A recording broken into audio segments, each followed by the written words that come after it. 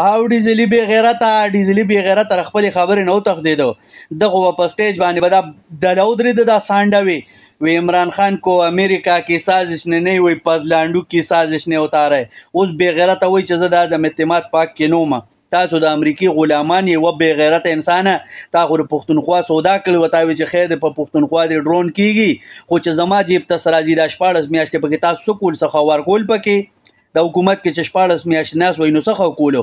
او بې غیرته مخلوقه ستاسو په پټکي کې زه دغه کمه چې بار ملک ته ځئ نو پټکی وباسئ. یو دا څنګه تاسو مسلمانان یې یو څنګه تاسو او زمونږ د لاندې دوره علما کار کوي په لکونو باندې ستاسو د لاندې به یي موږ ته پته ده چې ستاسو د لاندې علما څنګه کار کوي. بې غیرته مخلوقه په خدای پاک یقین وکړه چې په خانه کعبه کې دا ډیزلي مخ کی کنه او جمع ورکی قسم دی که ورپسې جمع وکړه دی د لاسه زمونږ پاک اسلام پاک دین بدنام شو.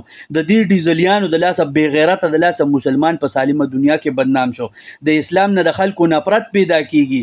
ته ماته یو داسې غیر مذهب وښایه چې د پزلانډو یا د دې بچو بې غیرتو دا غټې خېټې کړي غټې کونې کړي بار ملکونو کې چاکارې وای. ته ماته وښایه چې دی یو کس مسلمان کړی دی. دی صرف انتشار پیلاوي او په پاکستان کې صرف پیسو ګټلو ته ناست دي. د دی د تنو باندې د نالتي و په ډیزلیانو په سپورټرو د نالتي بې غیرته مخلوق او سپورټر اوس خو هغه وتښتېدو. هغه ووایي چې زه د عدم اعتماد پات کې نوم او تاسو خو به وي چې دا ډیزلي راکوز کوي. ډیزلي طریقو ډیزلي د عمران خان د خپو خارې نه دی خو دا امریکا ستاسو پلار چې کم دی ته دوا کوئ ډالرې ورئ سټیبلیشمنټ او 14 پاټۍ یو ځای شوي نو خان صاحب راکوز کو. خان صاحب په جیل کې دی خو هار نه مني انشاءالله.